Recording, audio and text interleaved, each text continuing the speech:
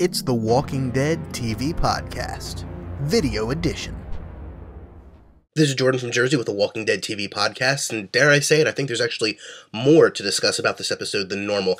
Unfortunately, I've got a cold. I'm doing my best Jim impression, but we'll get right to it, and hopefully there won't be too much sniveling, snoveling, and sneezing to distract you. So there was a major deviation from the comic in this episode in the last 15 minutes or so, and we're going to get to that in a minute, but there's plenty of other stuff I want to touch on first. First off, we lost several of our supporting cast last episode. Some of them never even got names.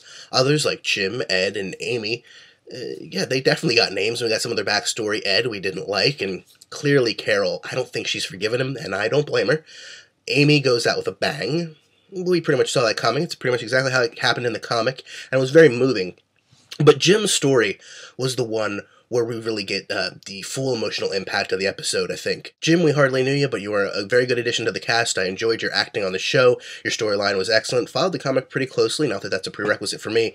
And, I hope you go into better things there, sir, leaning up against that tree. Speaking of him leaning up against that tree, I wasn't alone in thinking that Daryl might just shoot him in the head with a crossbow, but I'm glad they didn't go that route. Yes, Daryl is headstrong, he's a little bit racist, but I'd like to think he's not entirely crazy. And this episode, while not exactly showing him to be a Nobel Peace Prize winner, definitely didn't send him down the crazy road too much. Shane, on the other hand, he's going crazy pretty darn quick.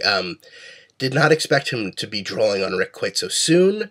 I'm glad Dale was there to stop him, and I'm glad Dale doesn't fully believe him, because Rick's going to need Dale on his side before too much time is out, I have a feeling.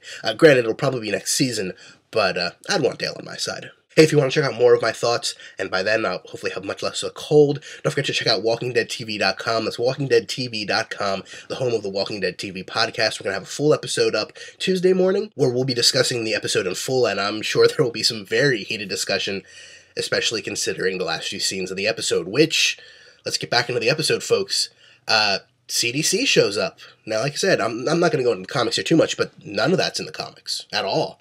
They don't spend too much time trying to figure out what caused the zombie outbreak, although it does come up in different bits, and I have a feeling the resolution to that comic storyline will be very similar to this one, even though it's happening much sooner. It had a very Lost feel, very Dharma Initiative inside that CDC building, don't you think? We're introduced to a brand new character, Jenner, who, although he starts as human, very quickly, I think, got himself contaminated, and quite frankly, I was right about Jim last episode, so bear with me on Jenner here. I don't think he'll be making it out past the end of the season, but I do think he's going to be very dangerous for a group of survivors before all is said and done. I find it interesting that next week's episode is titled TS-19. When we saw Tissue Sample 19 burn up in a fire this episode, maybe it wasn't completely destroyed, or maybe they're going to have another Tissue Sample 19. Either way, things look very bleak next episode, let's just say that. So let me know in the comments, what did you think of the various deaths and resurrections and head smashings of this episode? Also, let me know what you thought about the major twist at the end of the episode. Do you like it? Do you not like it? Are you like me? Maybe not a huge fan of the idea, but willing to see where Darabant's going to take it because he's been right so far? I certainly am.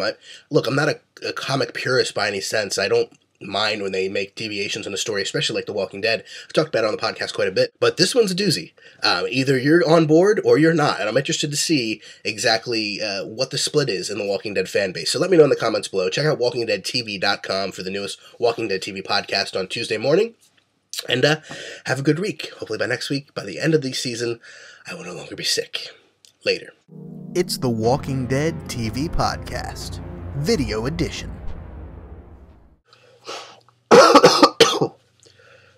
Brains are rich in vitamin C.